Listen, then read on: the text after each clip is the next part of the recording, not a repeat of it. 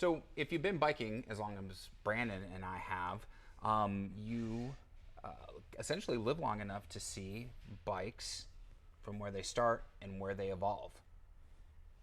Meet that evolution. Let's get on topic.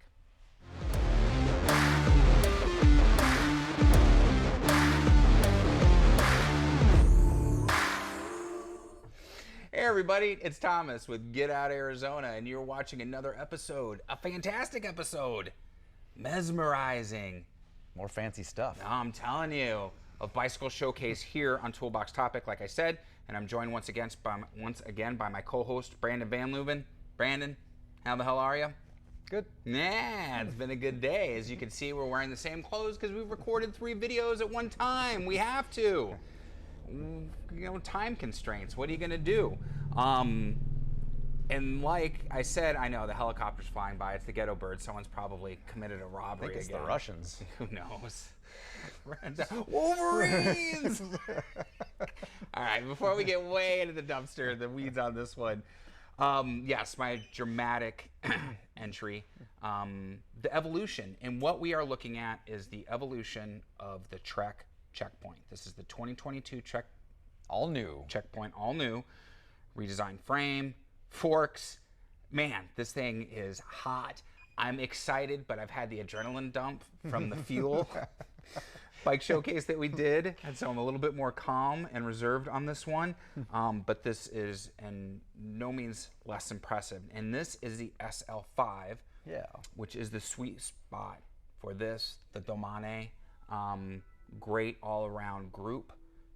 You really can't miss with this bike, and it's priced more appropriately for us mere mortals. As far as that goes, the price on this is what, 38, 36? I don't know. Well, look at the price tag, dude. It's right there. I know. This one is $3,200 or so. Okay, so $3,300 plus tax, which isn't bad. So let's get into it. Brandon, completely redesigned. I mean, and just looking at this thing. That's the big thing. Is this, it looks gorgeous. Yeah, they did a fantastic job with the frame. I love it. I want it. Obviously, it's carbon fiber. The big hits on this one, for this year especially, man, they integrated the cockpit in here, so everything is nice and clean in the front. It looks like an Amanda up front. Right. It is super sleek looking up front, a little bit of aerodynamic, even though it's probably not as aerodynamic as the Amanda. It just has that look and feel of something a little more aggressive, something a little more sleek, and that internal routing is super clean. I like that quite a bit. And on this bike, it's very smooth. Sometimes you have internal routing bikes that it's kind of sticky and choppy. I'm very impressed with how smooth this this cockpit feels. As we go to the back, we have a storage compartment. Again, on this one, since it is carbon, we have room for accessories. And on this bike, it makes a lot of sense because it's going to be maybe a kind of like a touring packing bag. Yeah. So having a little bit of extra room to put your stuff is pretty important on this bike. If you look, man, I put my peyote in here too as well on this one. They really did a good job of putting storage space on everything. We have storage positions up top. We have 1, 2, 3, 4, 5. There's probably something down there too, I'd imagine. I gotta feel under the skirt. Storage space here, storage space on the forks. Right. Well, and that's the other storage thing. Space on forks the on the seat stays. Yep. So you could do rack back here. It's already drilled out for rack. The fork is now bladed with those they're standard for racks, water bottles, or an actual bike rack to go on there. They put a lot of thought into this. They did. So all you essentially have to do is add some racks and bags, and you're ready to go on a touring adventure. Yep. IsoSpeed decoupler, another big piece of technology. That's a Trek proprietary piece that I truly believe in. They do a fantastic job with this stuff. I'm sorry you can't see it, but underneath the inspection plates here and under here, we do have an isolated bearing. That bearing allows the seat tube to be completely independent of the rest of the frame, and we do get vertical deflection to take the edge off of a lot of the bigger bumps. And since this bike is intended to be ridden in some cases days on end, that's just going to help that rider. That's going to help that rider just stay feeling a little bit better, a little bit longer. And if you're more comfortable, you ride better. Right. So, all that being said, great redesign, handlebars throughout. They're using the GRX group, Shimano. again, great blend of components. Yep, we love that group. I have to point something out on that spike, though. Let's point it out, before Brandon. somebody else does. Before Right. somebody else with a keen eye. This bike was originally spec'd with a Shimano crank. This one has a Praxis crank on yep. here. For whatever reason, it came with a Praxis crank. I think that maybe Shimano. It's because the Shimano crank is still stuck on the boat. Because the Shimano crank is still stuck on the boat. So Yeah, we're going to see this with a lot of bikes these days.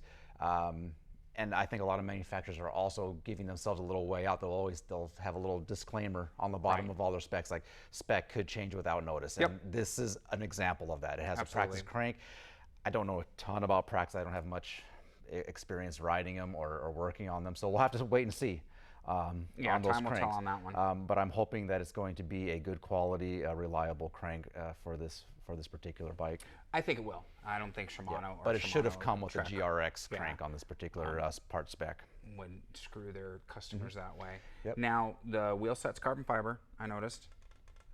Tubeless, Tubeless, ready to go. so we don't have to worry Can about that. fit up to a 45 And this was going to be on my this? next Yeah. question. So Good. now this is a 700C, correct? to 700, yep. So now you can go 700 by 45. Which is This- a big tire Yeah, on there. and this on right here is a 40, if I remember correctly on the spec sheet. So it comes with a 40. So you get an ample amount of room, so you can actually do some pretty good gravel bike packing rides combination.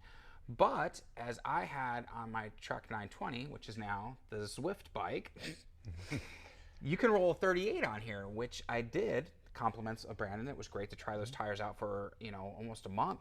And boy, that just made it a completely different bike. It does. Super zippy, because I went from that 2-inch tire down to the 38. Now, was it road bike zippy? No. But it was still much more nimble, in my opinion. It's fun to play with those use things. that word. Experiment. See what you can do to manipulate the ride and feel the bike. Yeah, now this has such a relaxed geometry because it was, long rides day in, day out for touring and everything. What is the differentiator? Because people may ask, I know I'm very curious, between this and say the Domane SL5, because it would be the Domane SL5 would come with the 105. They have a similar frame geometry.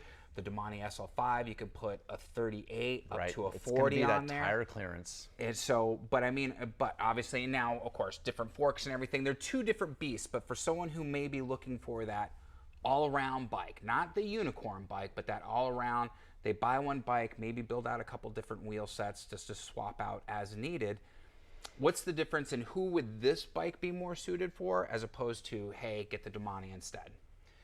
Well, I've told you about the Domane that I want to do that just because I can have two bikes one bike that does two things pretty darn well. I can make that my road bike. I can also make it my gravel bike. Correct. I personally am not going to be doing bike packing. I promise you that. No, we already know he won't. I will not bike pack. I will I not can't be even out get there him to for put on a days. backpack to hike 4 miles with me. I will let not be alone. out there all day and all night on a gravel road. So What if I had bourbon? To me, maybe when we get back from our short ride. To me, the Domane makes more sense because it does well for two jobs. Right. For a guy like White, who's out there day in day out, this is the And tool something you that want. I'm starting to really get Yeah, into, and because you the as well. Timberjack, I start my ride this Sunday. This is the job. This is the tool you want for that job. Okay. No compromises. This is a gravel bike, bike packing bike. Very reminiscent of the Salsa Cutthroat, but in a 700C, not necessarily a full 29 Not a 29, yeah. boosted thing like a mountain bike. And the Salsa Cutthroat's actually a great bike too. I would say the Cutthroat may be a little more capable with those big, huge tires you can put on there. It's a beast. It's a beast, definitely. Different type of riding, though. Again, if you know the terrain, you know your route. Now, where something like this, though, you could easily say put, it has a 40, but maybe you change these out to a 45 in the Maxxis, and then maybe you do a different rim set and it could be more capable. 35s or 30s on that for your road rides or your canal rides or whatever. It's versatile that way, for Yeah. sure. I would be interested to see how big of a tire we can get on this thing. Right. I would like to see, there's a lot of room back there. There's a a lot shit of ton of room up room. here too. Yeah. I'm wondering if we can get like a small mountain bike tire on here, like a small 29, if there was such a thing out there, like a 29 by 1.95 or something. 1.8 it might or be something tight, like that. But I'm curious. I don't know if it'll do it, but Right. it could be a beast if you did that. What is that? Monster Garage? Yeah, that's right. Except we're not jackasses like Jesse James, guys. We're a different type of jackass. But just when I'm looking, I see a lot of air back there. Yeah. And so no, there is, and if you look at the clearance up on the fork too, there's a tremendous amount of clearance. So this bike has a huge amount of potential, and it can blur the lines between a couple different disciplines. yeah, I think so. Your gravel riding, your bike touring, bike packing, and potentially even the road biking. Now, what's the weight on this? Did you check and verify that? Yeah, about 19 pounds. Oh, excuse me, about 21 pounds. 21 pounds. Yep. 21 pounds. Oh my gosh. Stop. Weight weenies.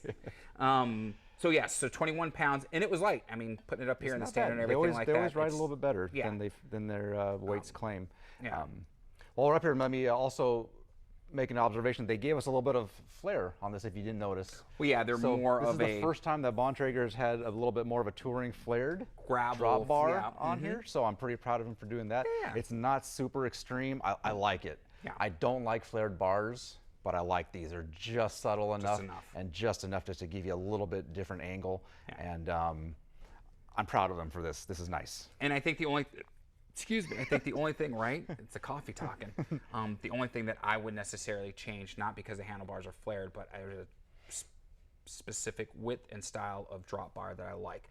So the only thing I would alter right out of the gate, more than likely, would be the handlebars. Just the setup, with the cockpit setup. I like mine very specific. So, but other than that, me personally, really I would get rid of these tires for my riding. Yeah, for your riding, definitely. I absolutely despise, I have to say. Maxxis has those 38 millimeters, like I said, the ones that I used on the 920, and those were great. I like the Maxxis Speed Terrain. I like the Gravel Kings as well by Panda Racer, just because my gravel rides compose of a lot of road riding. Yeah. And to me, these tires feel sluggish. They do. Feel too supple. But I have to say, if your ride is 90% or more gravel, these are the ones. These are the ones. They come alive. As soon as you hit the gravel, you're like, oh, yeah, that's great. If you're riding 75% road to get to your 25% gravel ride, and that's kind of my gravel ride. Yeah, no, it is. You're going to want to run something different, because just like I tell people that come into the camera shop when they say, oh, what film should I get? Each film has a different personality, and it's going to react differently and respond differently depending on what you're using. Same thing with a tire. Each one has its own personality, and depending on the tread and the terrain that you're using, whether you enjoy it or not. So it's good sound advice there. So yeah, guys, and again, some people might point out some cons, Brandon, anything like keeping in mind, this is going to be essentially the SL5, that entry level for the carbon version of the 2022 Checkpoint. Could some things be different on here? Sure. Because they have chosen different group set or a different hub set or something like that? Absolutely. Yeah. And there's an SL7 for that. Yeah, there's an SL7 for that. But for getting your foot in the door on, again, this amount of technology, quality build and frame, the manufacturing process, everything that goes into it for $3,300 isn't bad. It is not. It's like buying a Toyota Corolla and going, oh my God, why didn't it have X, Y, and Z? Because that's reserved for the Camry. The high-end Camry. You just can't have everything into it. So take it as you will, but we'd love to hear what you guys have to say, especially for some of you people who have the 2020 and the 2021 Checkpoint. Are these upgrades, these changes in the frame and the fork and everything like that, is it something that makes you wish you would have waited? Is it something now that you might sell your Checkpoint to get the 2022 model? Definitely comment down below, tell us what you think.